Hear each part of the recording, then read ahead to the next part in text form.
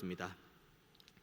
은혜가 풍성하신 하나님, 부활의 주님을 기억하고 복되게 예배할 수 있도록 우리 모두에게 큰 믿음을 허락해 주셔서 감사합니다. 우리의 삶의 유일한 기쁨이 하나님을 사랑하고 경외하는 데 있음을 잊지 않게 하시고, 예배를 목숨처럼 소중하게 여기고 그 가운데 기쁨과 감격을 가지고 돌아갈 수 있는 은혜의 예배가 되게 하여 주옵소서. 우리 모두에게 마땅히 볼 수 있는 눈을 여시고 마땅히 들을 것을 들을 수 있는 귀를 여셔서 이 시간 임재하시고 좌정하시는 하나님의 영광을 보고 하나님의 말씀을 듣는 시간 되게 하여 주옵소서. 모든 시종을 주님께만 온전히 올려드리오니 하나님 이곳 가운데 임재하시며 우리 모두에게 크신 은혜로 채워 주옵소서. 감사드리고 살아계신 예수님의 이름으로 기도하옵나이다. 아멘. 이제 다니엘까지 왔습니다. 다니엘, 호세아, 요엘, 아모스 하면 우리가 조금만 마음을 먹으면 이제 금방 구약이 마무리가 됩니다. 물론 우리 모두가 다 아는 것처럼 창세기, 출애굽기, 레위기부터 쭉 시작한 것이 시간 연대상은 아닙니다. 시간 연대상은 아닙니다만 다니엘서가 중요한 이유는 다니엘 같은 경우는 10대 때 포로로 끌려갔다가 나중에 에스라, 느헤미야 시기 때 포로 귀환할 때 돌아왔던 인물이기 때문에 포로 시기의 모든 것들을 다니엘이 알고 그에 대한 환상들을 기록한 책이 다니엘입니다. 그래서 다니엘서는 분량으로 보면은 분명히 소선지서지만 이것을 다니엘까지 우리가 대선지서로 분류를 합니다. 그 이유가 이와 같다는 것 우리가 기억하면서 이번 한 주간 여러분이 함께 다니엘 그리고 호세아서를 함께 읽으면서 지금도 우리를 초대하시는 하나님, 지금도 늦지 않았으니 돌아오라고 말씀하시는 하나님, 그리고 지금도 늦지 않았으니 내 손을 잡고 예배하는 자리, 찬양하는 자리, 그리고 하나님을 높이는 자리로 돌아오라는 그 하나님의 초청 앞에 기쁨과 감사로 응답하는 저와 여러분 모두가 다 되시기를 주님의 이름으로 축원드리겠습니다. 이제 완전히 끝이 난 것처럼 보입니다. 그래서 1절, 2절 보면은 지금 남유다의 상황이 얼마나 최악의 상황으로 이끌어 가는지를 확인할 수 있는데 1절과 2절 말씀 보면 유다 왕 여호야김이 다스린 지 3년이 되는 해에 바벨론 왕 느부갓네살이 예루살렘에 이르러 성을 에워쌌습니다. 파상 공세에 가까운 군사력을 가지고 예루살렘을 점령한 거죠. 그리고 2절의 말씀, 주께서 유다 왕 여호야김과 하나님의 전 그릇 얼마를 그의 손에 넘기심에 그가 그것을 가지고 신할 땅 자기 신들의 신전에 가져다가 그 신들의 보물 창고에 두었더라. 여기에서 가장 중요한 단어는 1장 2절에 나오는 주께서입니다. 지금 예루살렘을 지금 바벨론이 이 포로로 끌고 가기 위해서 지금 예루살렘 성을 에워싸고 있는 것, 그리고 공격을 앞두고 있는 것, 그 결과 예루살렘을 함락하고 여기 2절에 나와 있는 것처럼 유다 왕 여호야김 그리고 하나님의 전 그릇 얼마 그 모든 것들을 그들의 손에 넘기는 것의 주어가 누구냐면 주께서입니다. 하나님께서 넘기신 겁니다. 하나님께서 이스라엘을 징계하시고 심판하신 것이죠. 그리고 그 가운데 이스라엘 사람들 몇몇을 결국은 포로로 이제 끌고 가는데 그 포로들 중에 왕족과 귀족이 있다고 3절의 말씀 이야기를 합니다. 그냥 우리가 일반적으로 생각하는 포로의 삶을 생각하면 안 되겠죠. 지금 예루살렘은 완전히 망했고 그리고 유다에 사는 왕족들, 귀족들은 이제 바벨론으로 끌려갈 운명에 처해 있습니다. 그냥 막연하게 인간적인 생각을 하게 되면 우리는 이제 망했다, 우리는 이제 끝났다. 이곳에서 왕족이고 귀족이니까 나름 잘 먹고 잘 지냈겠죠. 그리고 나름의 학문도 익혔겠죠. 그런데 그 모든 것들이 이제 단절되겠거니라고 생각을 하는데 오늘 본문을 우리가 쭉 읽어봐서 알겠지만 이들 앞에 펼쳐진 포로기의 삶은 이들이 생각하는 것과는 전혀 다른 양상이었습니다. 4절 말씀 봅니다. 곧 흠이 없고 용모가 아름다우며 모든 지혜를 통달하며 지식에 통달하며 학문에 익숙하여 왕궁에 설만한 소년을 데려오게 하였고 그들에게 갈대아 사람의 학문과 언어 가르치고 5절 또 왕이 지정하여 그들에게 왕의 음식과 그가 마시는 포도주에서 날마다 쓸 것을 주었다. 어쩌면 지금 왕족과 귀족인 유대인들이 바벨론의 포로로 끌려갔는데 지금 예루살렘에서 그들이 누렸던 것보다 더 많은 것을 지금 이들이 누리게 된 거죠. 그 당시 때 세계 최강국, 이제 고대 5대 제국이 쭉 지나가는 가운데 그 대제국 안에 이들이 포로로 끌려갔지만 이들 앞에 기다리고 있는 것은 어렵고 힘들고 가난하고 학업을 못하는 그런 삶이 아니라 왕의 진미를 먹고 왕이 준 포도주를 마시고 그리고 그들에게 준비된 학문을 연구하고 공부할 수 있는 여러 가지 환경들이 열려 있는 겁니다. 이게 웬일이야? 나는 포로로 끌려왔는데 여기는 어쩌면 내가 예루살렘에서 지낼 때보다 더 풍요로운 것을 누리고 더 풍성한 것을 내가 경험할 수 있겠네 라고 생각할 수 있는 환경이 지금 다니엘과 이 친구들 앞에 놓여 있는 겁니다. 그런데 이때 이 모든 것들 가운데 여기 이제 6절 7절에 이제 다니엘과 세 친구들의 이름이 바뀌는 내용이 나오고 이제 8절에 보면은 다니엘이 뜻을 하나 정하는데 무슨 뜻을 정합니까? 8절의 말씀, 다니엘은 뜻을 정하여 왕의 음식과 그가 마시는 포도주로 자기를 더럽히지 아니하리라 하고 자기를 더럽히지 아니하도록 환관장에게 구했다. 잘 먹고 잘 지낼 수 있는 걸 스스로 끊어내는 겁니다. 예루살렘에서 내가 왕궁에서 귀족으로 있을 때보다 그냥 말 그대로 남유다라는 조그마한 나라 안에서의 왕족과 귀족으로 있을 때보다 대제국, 그때 당시 최강국이라고 말하는 그 바벨론 안에서 왕의 진미를 먹는 것은 이전과의 먹는 것과 마시는 것과 입는 것은 차원이 다른 문제죠. 그런데 다니엘은 뜻을 정합니다. 왜 정합니까? 안 먹겠다. 왜 안 먹습니까? 그때 당시 왕의 진미라 함은 물론 이 산의 진미가 있겠죠. 그런데 그 산의 진미가 처음에 어디로 갔냐면 원래는 우상을 섬기는 신들에게 한번 갔다가 다시 오는 겁니다. 그러니까 왕들이 먹는 음식들의 대부분은 유대인들의 입장에서 보면은 우상 숭배할 때 올려드렸던 제물, 그것을 왕이 먹고 왕이 먹는 진미를 그들이 먹는 거니까 만약에 다니엘과 세 친구들이 이 왕의 진미를 먹는다, 포도주를 먹고 음식을 먹는다, 그러면은 이들은 곧 율법의 기준에 의하면은 우상 숭배를 한 것과 동일한 거죠. 이쯤에서 생각할 수가 있죠. 무슨 상관이야? 그게 지금 나라가 망했는데, 지금 나라가 망했고 지금 하나님의 선민이라고 하는 우리들이 결국은 망해서 지금 우린 예루살렘에 있지도 않잖아. 예루살렘은 완전히 무너져 버렸고 하나님은 계시지 않는 것처럼 보이고 심지어 내 정체성이라는 이름마저 다니엘과 그 세 친구의 이름마저 완전히 바뀌어 버렸는데 그 율법 하나 안 지키는 게 무슨 의미가 있어? 당장 눈앞에 먹고 마시는 문제가 해결이 되는데, 이렇게 생각을 해도 아무도 뭐라고 할 사람이 없는 상황이 바로 지금 이 상황입니다. 누가 뭐라고 하겠습니까? 그런데 다니엘은 뜻을 정합니다. 나는 안 먹겠다. 나는 안 마시겠다. 이건 단순히 금식의 의미가 아닙니다. 나라가 망하고 우리는 비록 포로로 끌려오고 그 가운데 우리 앞에 산의 진미가 있지만 나는 그래도 내가 알고 있는 하나님을 아는 지식, 내가 알고 있는 이 율법 율례의 말씀, 내가 이 기준에서만큼은 벗어나지 않겠다. 이것이 다니엘과 세 친구들이 분명하게 뜻을 정하는 이유이기도 합니다. 타협할 수 있지만 타협하지 않습니다. 왜냐하면 하나님은 내가 하나님을 어떻게 생각해도 상관없을 정도로 하나님은 지금 나를 보시고 나에게 여전히 말씀을 주시고 나에게 여전히 은혜를 주시기 때문입니다. 모든 사람들이 다 괜찮아요. 괜찮아요? 목사님 괜찮아요? 성도님 괜찮아요? 이 정도는 괜찮아요? 그 첫 걸음부터 넘어지는 겁니다.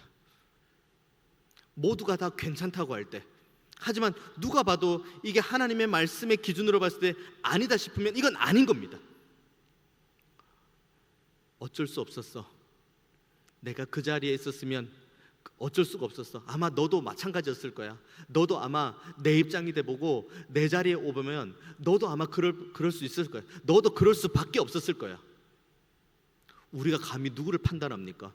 그 사람이 내 자리에 왔을 때 나처럼 판단을 할지 아니면 나보다 더 지혜롭게 판단할지 우리가 어떻게 예단할 수 있습니까? 우리는 다른 사람을 볼 필요가 없습니다.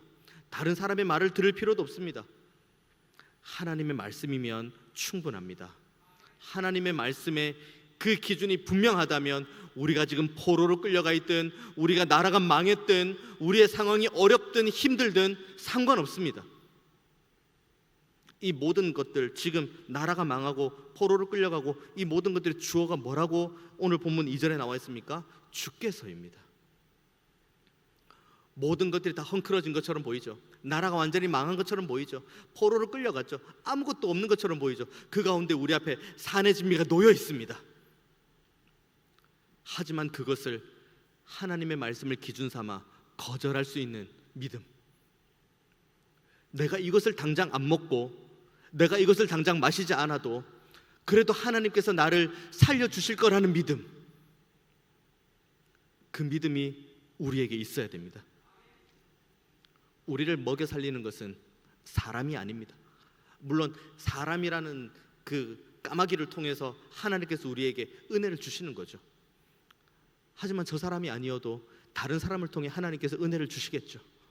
우리는 사람의 목을 매는 존재가 아니고 상황의 목을 매는 존재가 아니고, 그렇기 때문에 어쩔 수 없었어, 나는 그때 그 상황에서 그럴 수밖에 없었어, 이 선택을 할 수밖에 없었어, 어쩔 수가 없었어 라고 말하는 비겁한 존재가 아닙니다. 우리는 지금도 하나님 앞에 있는 존재입니다. 나라가 부국강병에 있는 상황에서도 하나님은 이스라엘과 함께 하셨고, 예루살렘이 완전히 무너지고 모든 안에 있는 성전 기물들이 다 바벨론으로 끌려간 그 상황에서도 하나님은 함께 하셨습니다. 그리고 하나님께서는 지금 다니엘과 그 친구들 그 뜻을 정한 그 모습을 보고 저들이 무슨 결정을 할지, 저들이 상황에 따라서 어쩔 수가 없었네라고 말을 할지, 아니면 그럼에도 불구하고 나는 하나님의 말씀을 붙들고 끝까지 최선을 다해 살겠다, 이 기준을 가지고 살아가는지 주께서 보시는 겁니다. 사람은 속일 수 있습니다. 하지만 하나님은 속일 수 없습니다. 우리가 지금 무슨 기준을 가지고 살아가는지를 정직하게 돌아봐야 됩니다. 세상이 다 망하고 심지어 교회가 망하는 것처럼 보이고 내 자신이 망해가는 것처럼 보여도 우리의 기준을 흔들리지 않아야 됩니다. 하나님, 그리고 하나님 주시는 말씀, 우리는 이 기준을 붙들고 끝까지 살아내야 되는 겁니다. 그때 환관장을 통해서 은혜를 이제 입게 했는데, 우리가 읽은 본문 뒷부분에 보면은 주어진 시간이 10일입니다. 그러면 근데 환관장도 걱정을 하죠. 왜냐하면 하나님께 여기 포로로 끌려간 다음에 이들을 어떠한 쓸모로 세울지가 정해져 있고, 그렇기 때문에 이들은 잘 먹어야 되고 윤택해야 되고, 이들은 갈대의 학문을 제대로 배워서 그 다음 이들이 다시 예루살렘으로 가서 예루살렘을 철저히 갈대화한가 바벨론화 시키는, 여기까지로 가는 것이 이들의 목표인데, 그러면은 환관장의 입장에서는 이들이 굶으면 안 됩니다. 이들을 윤택해야 됩니다. 봐라, 포로로 끌려갔는데 피골이 상접한 것처럼 보이니? 봐라, 바벨론 안에서 살아가는 저 포로들의 모습을 봐라. 얼마나 윤택하니? 얼마나 화려한 삶을 살고 있니? 얼마나 많은 걸 배우고 있니? 봐라, 결국은 너희들이 섬기는 신은 잘못된 신, 너희들이 섬기는 신은 약한 신, 결국 바벨론인 우리가 섬기는 신이 대단한 신. 결국 이들이 예루살렘에 있는 모든 유대인들, 더 나아가서 이들이 지배하는 모든 땅에게 말해주고 싶은 내용은 그 내용인데, 거기에 다니엘이 반기를 드는 거예요. 전 안 먹겠다고. 그러니까 환관장 입장에서는 황당할 노릇이죠. 하지만 10일을 줍니다. 그 10일의 시간 동안 결단을 하죠. 10일의 시간 동안 결단을 하는데, 가만히 생각을 해보면 이 본문을 묵상하면 묵상할수록 다니엘이 믿음을 가지고 결단했습니다. 근데 다니엘이 믿음을 가지고 결단한 게 무엇입니까? 내 얼굴이 더욱 윤택해질 수 있도록 그걸 두고 기도를 한 겁니까? 물론 윤택해져야죠. 왜냐하면 왕의 진미를 안 먹어도 윤택해져야 되니까 이게 기도의 제목이긴 하겠죠. 하지만 다니엘이 가지고 있는 궁극적인 기도의 제목은 주님, 제가 이렇게 10일 동안 금식을 하고 아무것도 안 먹을 때 제가 윤택해질 수 있도록 은혜를 주세요. 이 기도가 아닙니다. 포기하고, 믿음으로 많은 것들을 포기하고, 믿음으로 많은 것들을 내어주고, 그래도 하나님만 소망했을 때 내 얼굴을 윤택하게 하신 하나님, 그 하나님을 이 바벨론 제국에 있는 모두가 다 보게 하여 주옵소서. 하나님 한 분이면 충분하다는 이 믿음. 그래서 이렇게 10일 동안 하는데 결단했습니다. 정말 믿음의 결기를 차서 결단을 했죠. 그렇게 10일이 주어졌습니다. 10일 동안 다니엘도 그렇고 환관장도 그렇고 할 수 있는 게 무엇이 있을까요? 아무것도 없습니다. 몰래 다른 음식, 저기 제사에 이방 신을 섬기는 그 제단에 안 올라가는 그 음식만 몰래 이렇게 먹는 그런 개념이 아닙니다. 결단했습니다. 결단하고 믿음으로 살기로 주복을 쥐었습니다. 하지만 그 10일 동안은 다니엘도 그렇고 환관장도 그렇고 할 수 있는 건 아무것도 없습니다. 그냥 뭐 해야 됩니까? 기다리기만 해야 돼요. 그 10일을 기다리고 그 10일 동안 하나님께서 나를 어떻게 세워갈지, 내가 이 믿음의 결단을 가지고 살아갈 때 하나님께서 어떤 은혜를 주실지 기다리고 또 기다리는 거예요. 가만히 이 본문을 묵상하면 이스라엘이 망한 이유는 기다리지 못해서 망한 겁니다. 좀 더 앞선 역사로 한번 넘어가 볼까요? 사울이 왜 버림을 받았습니까? 기다리지 못해서였어요.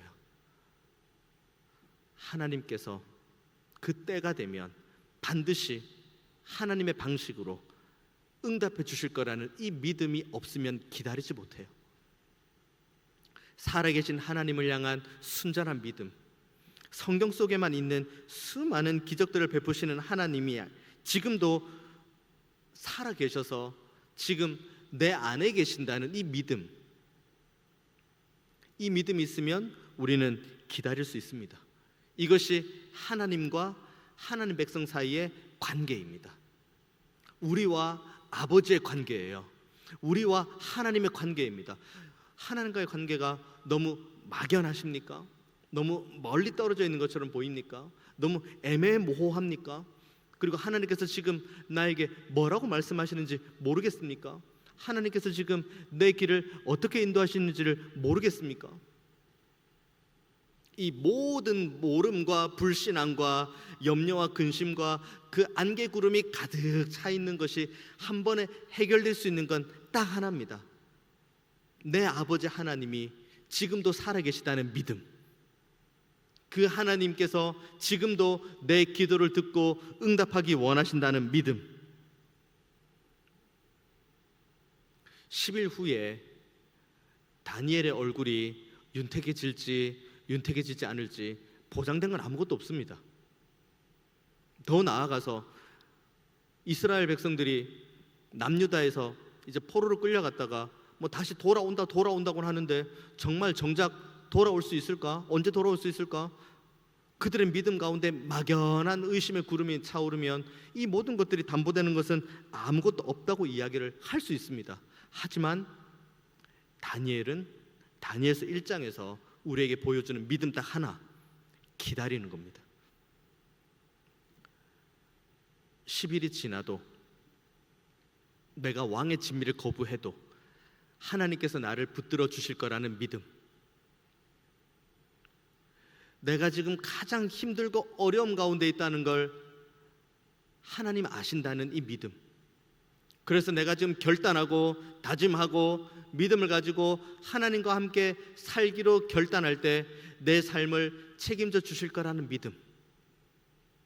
그 믿음이 있으면 10일 후에, 아니면 70년 후에, 아니면 400년 후에나 응답이 될 만한 내용들도 우리는 기다릴 수 있습니다.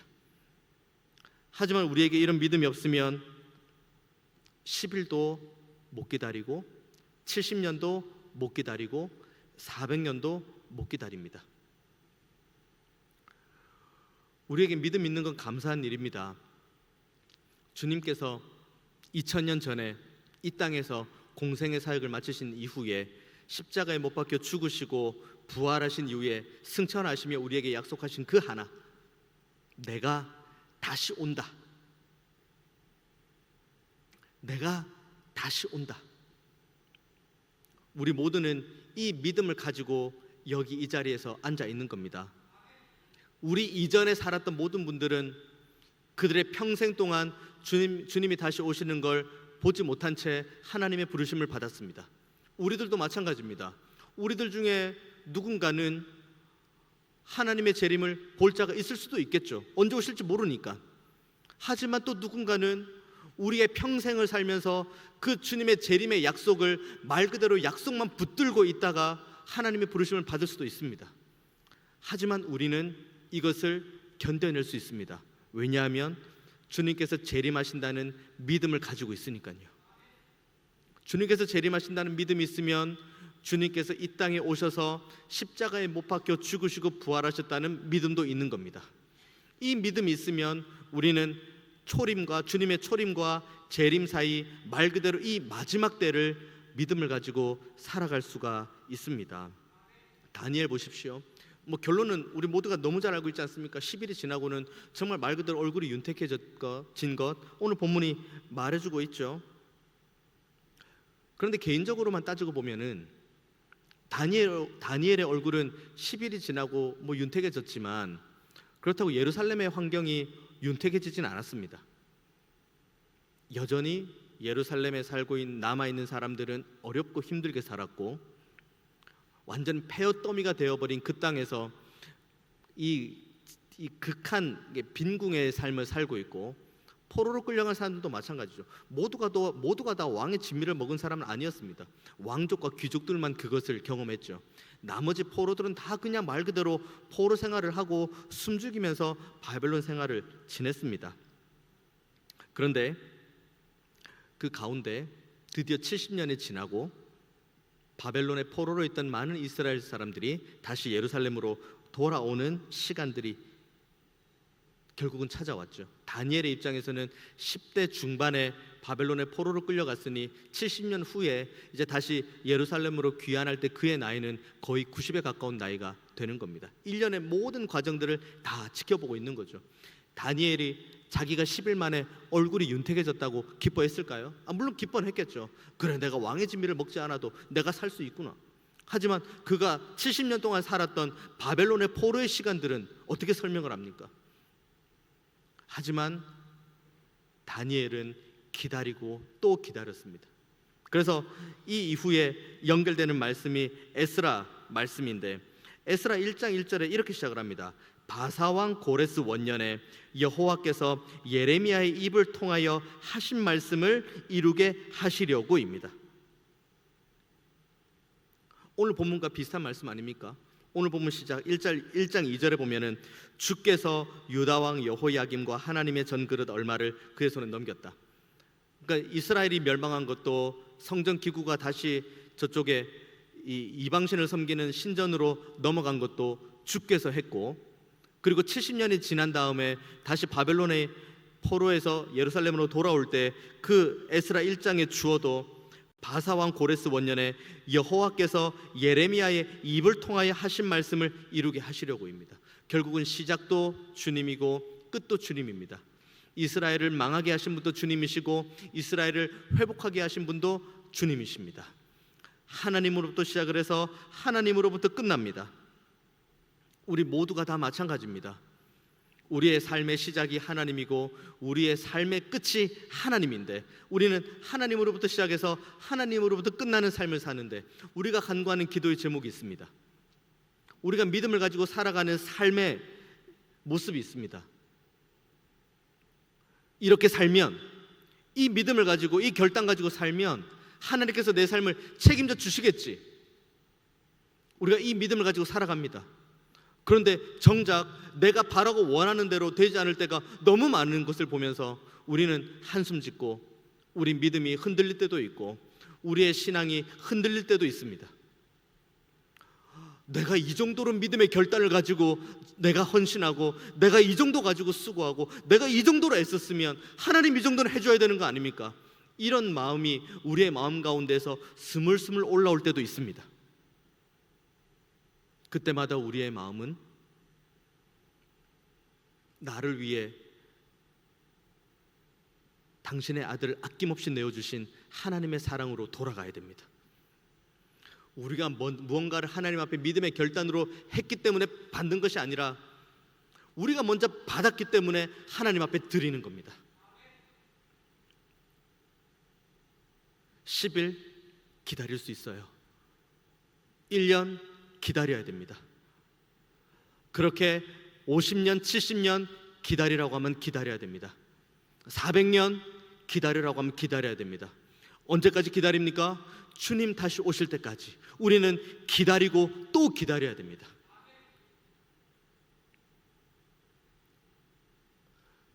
하나님의 섭리, 하나님의 주권, 이것은 우리가 살아가는 이 시점에 그 모든 것들을 통해서 우리의 삶을 바라볼 때 그때 비로소 시험에 들지 않지만, 그렇다고 시험 안에 그 어려운 상황 가운데 있는 순간에 그 하나님의 선하심과 인자하심을 경험하기는 쉽지 않습니다. 이건 인간적으로는 사실입니다. 그래서 하나님께서 우리에게 끊임없이 우리의 과거, 우리의 뒤를 한번 돌아보라고 말씀을 하십니다. 기억하라고 말씀하시는 거죠. 그러면 우리는 한번 기억해 봅니다. 과거에 내가 믿음을 가지고 결단했는데 왜 내가 결단한 대로 우리의 삶은 윤택해지지 않고 우리의 삶은 여전히 어렵고 나는 왜 염려와 근심 가운데 있었던가라는 그 과거를 한번 추억해 봅니다. 그리고 그 과거의 그 복잡하게 어려움 가운데 있었던 내 모든 사고를 돌아보면서 지나고 나니 그때 하나님께서 그와 같은 주권과 섭리로 나를 인도해서 여기까지 왔구나. 그 과거의 기억들, 하나님의 선하신 섭리와 하나님의 선하신 주권을 우리가 온전하게 기억하면 우리는 오늘 기다릴 수 있습니다. 힘들 수 있어요. 어려울 수 있습니다. 우리가 잘 참아내는 그런 성미를 가진 사람들이 아니기 때문입니다. 우리 성격의 문제가 아니라 우리가 가지고 있는 죄의 부패성 때문에 제가 지금 드리는 말씀입니다. 하지만 우리가 하나님의 주권과 섭리로 인해 그 선하신 손길을 경험했던 그 이전 것들을 우리가 기억한다면 우리는 지금 기다릴 수 있고, 지금 기다릴 때 이 시간들이 지난 미래 시점에 우리가 지금 이 시점에 우리를 보면서 그때 그랬지, 그때 주님께서 선하신 은혜로 나를 붙드셨지, 그때 참 힘들고 어렵고 믿음으로 결단했지만 기다리는 게 참 쉽지 않았지, 그래도 그때 그 어렵고 힘들 때 하나님께서 나를 영 내버려 두지 않으시고 시험에 빠지지 않도록 하나님께서 다시 한번 나를 붙드시고 여기까지 왔지. 그렇게 쌓아가는 거예요. 우리의 믿음을, 우리의 신앙을, 우리의 하나님을 향한 사랑을 그렇게 쌓아가는 겁니다. 과거가 없는데 현재가 있을 수 없습니다. 현재가 없는데 미래가 있을 수 없습니다. 과거에 우리는 하나님을 뜨겁게 사랑했고 그 사랑은 우린 지금 여기에 있습니다. 다 이루었습니까? 우린 아직까지 이룬 것 아무것도 없습니다. 주님 다시 오실 때까지 우리는 더 하나님을 사랑해야 되고 우리는 더 하나님을 경외해야 됩니다. 그렇기 때문에 우리는 이 정도면 이루었다, 이 정도면 다 됐다가 아니라 주님 우리를 다시 부르실 때까지, 아니면 주님이 이 땅에 다시 오실 때까지 우리는 최선을 다해서 하나님을 사랑하고 믿음으로 결단하고 어렵고 힘들지만 그래도 하나님 손 붙잡고 한 걸음 떼보는 겁니다. 당장에 우리의 얼굴이 윤택해지지 않아도, 당장에 우리의 삶이 윤택해지지 않아도, 당장에 내 기도의 제목이 응답되는 것처럼 보이지 않아도 그래도 기다리는 겁니다. 마침내 하나님의 때가 되면 선하신 하나님께서 우리의 범사에 크신 은혜로 채워주실 거라고 저는 믿습니다. 최근에도 쭉 전화를 하는데 주로 전화를 제가 많이 드리는 분들은 좀 육신의 연약함을 가지고 있는 분들, 중심으로 전화를 많이 드립니다.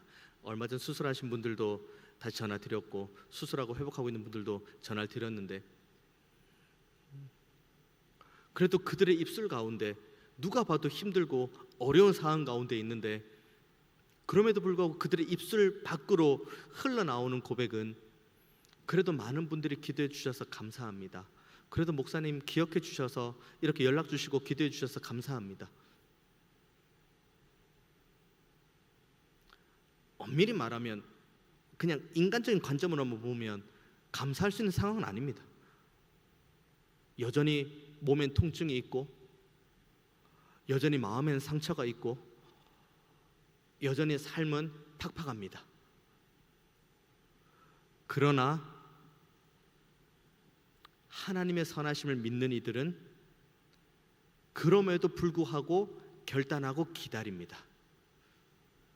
그때 비로소 하나님께서 우리에게 크신 은혜로 응답을 주십니다. 그래서 로마서 말씀 보면은 깊도다 하나님의 지혜와 지식의 부요함이 이렇게 쭉 나오잖아요. 우리가 측량할 수 없다, 하나님의 은혜와 지혜를 측량할 수 없다, 로마서 11장 쭉 나오죠. 그러니까 하나님의 놀라운 지혜와 섭리, 하나님의 선하심, 하나님의 인자하심, 정말 하나님은 좋으신 분입니다. 그 이야기가 로마서 11장에 쭉 나온 다음에 11장이 마무리되고 한 장을 딱 넘겼을 때 12장 1절과 2절에 무슨 말씀 나옵니까? 그러므로 형제들아, 내가 하나님의 모든 자비하심으로 너희를 권하노니 너희 몸을 하나님이 기뻐하시는 거룩한 산제물로 드리라. 이는 너희가 드릴 영적 예배니라. 너희는 이 세대를 본받지 말고 오직 마음을 새롭게 함으로 변화를 받아 하나님의 선하시고 기뻐하시고 온전하신 뜻이 무엇인지를 분별하도록 하라. 우리가 드리는 영적 예배, 영적 예배의 마지막 활용 정점은 우리를 산 제물로 드리는 겁니다. 하나님을 믿는 이 믿음의 존재로서의 산 제물, 하나님의 선하시고 인자하시고 온전하신 뜻이 무엇인지 분별하기 원하는 제물로서의 산 제물, 이 제물을 이 몸에 이 믿음을 가지고 있는 이 몸을 제물로 드릴 때 이것이 비로소 너희들이 하나님의 선하심을 온전하게 인정하는 이들이 드리는 영적 예배다. 무엇을 가지고 우리 예배합니까? 무엇을 가지고 우리 하나님 앞에 나아가겠습니까?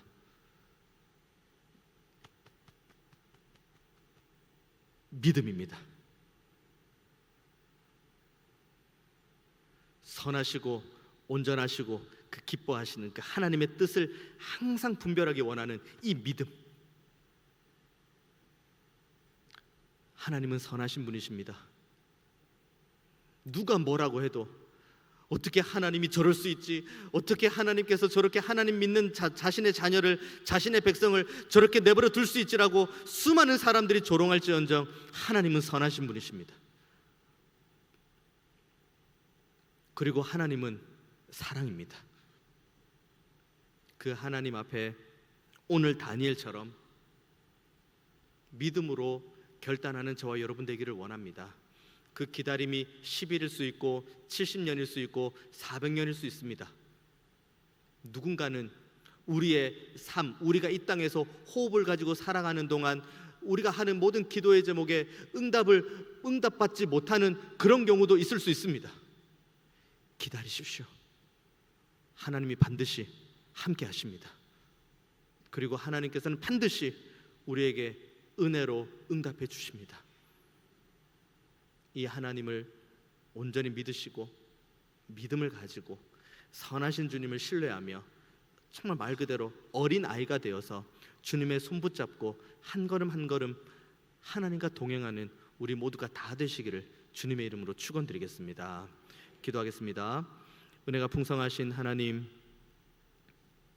우리의 연약함을 하나님 앞에 내려놓습니다. 여전히 불평하고 원망하며 여전히 근심하고 염려하며 하나님의 선하심과 인자하심을 의심할 때가 너무 많이 있습니다. 하지만 주님, 오늘 다니엘이 보여준 믿음을 대로 다시 한번 결단하며 하나님 앞에 나아가기 원합니다.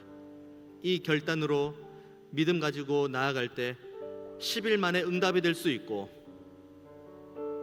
어떤 기도의 제목은 수년 수십 년 동안 기도를 해도 응답이 안 된 것처럼 보일 수도 있습니다. 하지만 주님, 하나님의 선하심을 기다립니다. 하나님의 응답을 소망합니다. 우리가 믿고 우리가 고백하는 우리 아버지 하나님은 선하신 분이십니다.